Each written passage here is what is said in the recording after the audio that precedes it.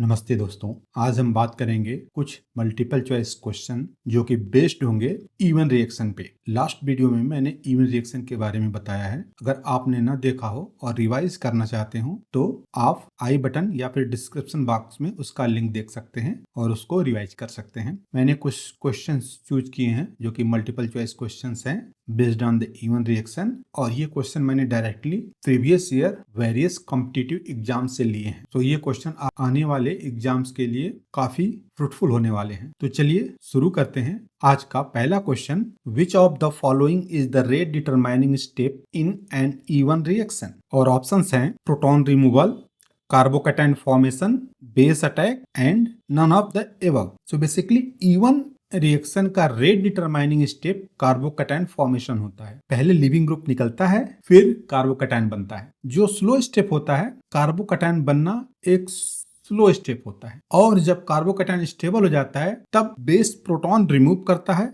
और alkene form करता है। तो बेसिकली इस क्वेश्चन का सही आंसर है option B, carbocation formation. Now we will move to the next question. What is the molecularity of an even reaction? और ऑप्शंस दिए हुए हैं unimolecular, bimolecular, trimolecular and none of these. So E one reaction में E का मतलब होता है elimination and one का मतलब होता है यूनिमोलिकुलर। सो यहाँ पे option A is correct. Unimolecular का मतलब है कि रिएक्शन का रेट सिर्फ एक मॉलिक्यूल पर डिपेंड करता है जो कि सबस्ट्रेट है। इसमें कोई base directly rate determining step में इन्वॉल्व नहीं होता। नेक्स्ट क्वेश्चन पे चलते हैं। E one reaction follows which order of kinetics? And options are zero order, first order, second order and third order. So E one reaction का रेट सिर्फ substrate की concentration पे डिपेंड करता है, इस वजह से इसका ऑर्डर फर्स्ट ऑर्डर होता है। सो यहाँ पे option B is correct,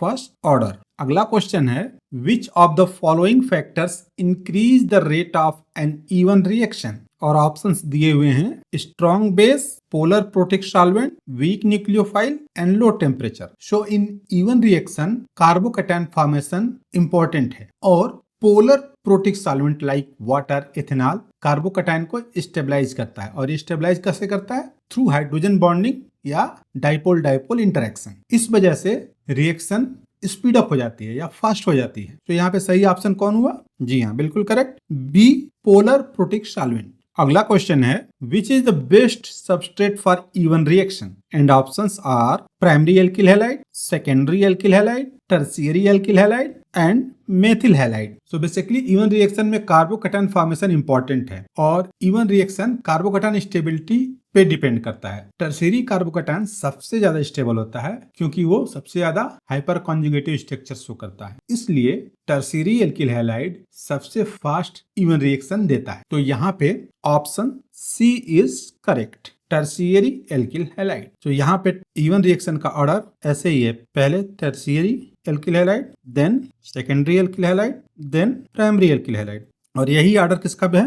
carbocation के स्टेबिलिटी का। कार्बोकैटायन स्टेबिलिटी का जो ऑर्डर होता है वही ऑर्डर इवन रिएक्शन के रेट का भी होता है। चलिए अब अगले क्वेश्चन की तरफ बढ़ते हैं। Which product is major in E one reaction? And options are least substituted alkene, most substituted alkene, both equally formed, no alkene is form. So E one reaction में जो प्रोडक्ट फॉर्मेशन होता है वो एल्कीन होता है, एल्कीन बनता है, और ये एक रूल को फॉलो करता है। उस रूल का नाम है सेटजेव रूल। और सेटजेव रूल क्या कहता है कि more substituted alkene is the major product. तो इवन रिएक्शन में जो एल्कीन बनेगा और उसमें जो मेजर प्रोडक्ट होगा वो मोर सब्स्टिट्यूटेड एल्कीन होगा। और ऐसा क्यों होगा? क्योंकि ज्यादा सब्स्टिट्यूटेड होगा तो उसका ज्यादा हाइपर कॉन्जुगेटिव स्ट्रक्चर बनेगा और वो ज्यादा स्टेबल होगा। तो यहाँ पे option B is correct. Next question is, which of the following statements is true for E one reaction? And options are it requires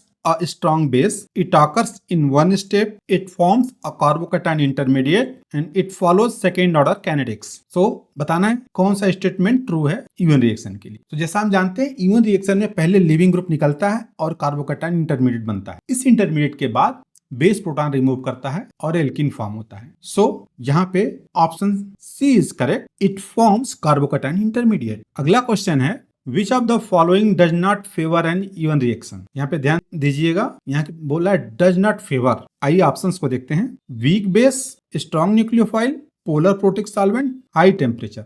तो जैसा हम जानते हैं इवन रिएक्शन में पहले लिविंग ग्रुप निकलता है, तो इवन रिएक्शन में न्यूक्लियोफाइल का कोई रोल नहीं होता। एलिमिनेशन जब हो रहा होता है तो ओनली सबस्ट्रेट ही मैटर करता है। इवन रिएक्शन में न्यूक्लियोफाइल का कोई रोल नहीं होता है। तो यहाँ पे option B is not favoured, strong nucleophile. अगला क्वेश्चन है what happens if rearrangement is possible in an E one reaction. और देखते हैं ऑप्शंस क्या क्या दिए हुए हैं। No reactions occur. The carbocation rearranges to more stable form. The reaction stops. The product remains the same. तो जैसा हम जानते हैं कि इवन रिएक्शन में कार्बोकैटायन इंटरमीडिएट बनता है, और अगर कोई ज्यादा स्टेबल कार्बोकैटायन पॉसिबल हो तो वो हाइड्राइड शिफ्ट या मेथिल शिफ्ट हो सकता है ताकि रिएक्शन और स्टेबल हो जाए। सो यहाँ पे option B is correct. The carbocation rearranges to more stable form. Now we will move to the next question. Which of the following bases is most suitable for an even reaction? And options are NaOH, KOTBU, H2O, and NH2-. So even reaction में weak base prefer होता है, क्योंकि strong base अगर हो तो वो E2 reaction dominate करने लगता है। और जैसा हम जानते हैं कि वाटर या अल्कोहल जैसे वीक बेस इवन रिएक्शन को सपोर्ट करते हैं। तो यहाँ पे ऑप्शन सी इज करेक्ट, बाकी तीनों स्ट्रॉन्ग बेस है। अगला क्वेश्चन है E one reaction is most similar to which reaction mechanism. And options are SN1, SN2, E2 and none of the above. So E one और SN1 रिएक्शन का first step same होता है, formation of carbocation. बस SN1 में nucleophilic attack करता है और E1 में एलिमिनेशन होता है। सो E1 के सबसे ज्यादा क्लोज है SN1। तो सही ऑप्शन होगा option A SN1. Now we will move to the next question. Even reaction is favored at which temperature? And options are low temperature, moderate temperature, high temperature, and last option is temperature has no effect. तो basically high temperature elimination को favour करता है, क्योंकि elimination में entropy increase होती है, randomness increase होती है, ज्यादा से ज्यादा मॉलिक्यूल गैसेस स्टेट में होते हैं। तो यहाँ पे सही ऑप्शन है सी, हाई टेम्परेचर। अगला क्वेश्चन है what is the main limitation of E one reaction. ये काफी इंपॉर्टेंट क्वेश्चन है एंड कई बार वेरियस कॉम्पिटिटिव एग्जाम में पूछा गया है। And options are carbocation rearrangement, requires strong base, form least stable alkene, does not occur in polar solvents. तो E one reaction में कार्बोकैटायन इंटरमीडिएट बनता है, और अगर रीअरेंजमेंट पॉसिबल हो तो अनवांटेड साइड प्रोडक्ट्स भी बन सकते हैं। ये एक लिमिटेशन है। सो करेक्ट ऑप्शन है A, carbocation rearrangement. The next question is which reaction will compete with E1 under similar conditions? And options are SN1, SN2, E2 and no other reactions. E1 और SN1 similar condition में होते हैं। So सही option है A, SN1. Now last question is which of the following is not characteristic of an even reaction? And options are unimolecular rate determining step, carbocation intermediate formation, concerted mechanism, formation of N alkene.